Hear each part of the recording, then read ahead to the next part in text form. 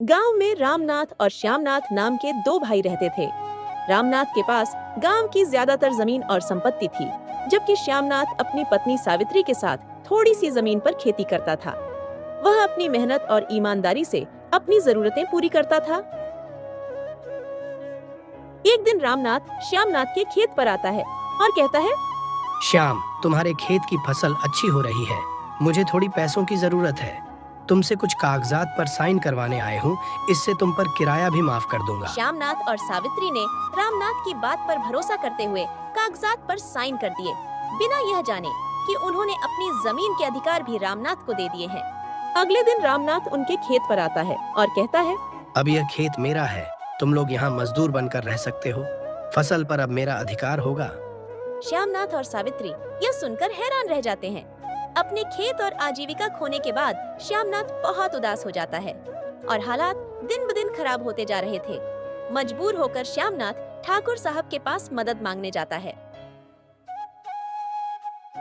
ठाकुर साहब, मेरी घर में खाने को कुछ भी नहीं है। मैं आपके खेतों में मजदूरी करना चाहता हूँ। ठाकुर साहब ने उसकी हालत देखकर उसे काम पर रख लिया और खाने के लिए थोड़ा अनाज भी दिया। श्यामनाथ ने इतनी मेहनत की कि ठाकुर साहब के खेतों में बेहतरीन फसल उगाई। ठाकुर साहब उसकी ईमानदारी और मेहनत से प्रभावित हुए। एक दिन ठाकुर साहब को श्यामनाथ के भाई रामनाथ की करतूत का पता चला। उन्होंने अपने वकील मित्र के साथ एक योजना बनाई। रामनाथ को सबक सिखाना होगा। यह जानना जरूरी है कि धोखा देना कितना गलत है। वकील साहब ने रामनाथ को झूठी कहानी सुनाई कि उसकी जमीन सरकार के अधीन हो जाएगी। अगर तुमने जमीन के कागजात ठाकुर साहब के नाम नहीं किए तो सारी जमीन सरकारी हो जाएगी। डर के मारे रामनाथ ने सारे कागजात ठाकुर साहब के नाम कर दिए। एक हफ्ते बाद ठाकुर साहब श्यामनाथ और सावित्री को लेकर रामनाथ के घर पहुँचे। रामनाथ, यह घर और जमीन अब श्यामनाथ की है। तुमने जो धोखा किया उसका नतीजा तुम्हें भुगतना होगा। रामनाथ गुस्से में चिल्लाया, यह गलत है। यह जमीन मेरी है। सारे कागजात मेरे पास हैं। सबूत यही है कि अब यह जमीन श्यामनाथ की है। रामनाथ ने अपने कर्मों पर पछतावा किया, लेकिन तब तक बहुत देर हो चुकी थी।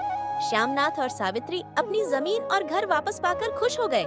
उन्होंने अपनी मेहनत और ईमानदारी से फिर से अपनी जिंदगी बसाई। ठाकुर साहब ने रामनाथ को समझाया, लालच हमेशा नुकसान पहुंचाता है। अगर तुमने अपने भाई के साथ न्याय किया होता तो आज तुम भी खुश होते। रामनाथ ने माफी मांगी और अपनी गलतियों को सुधारने का वादा किया।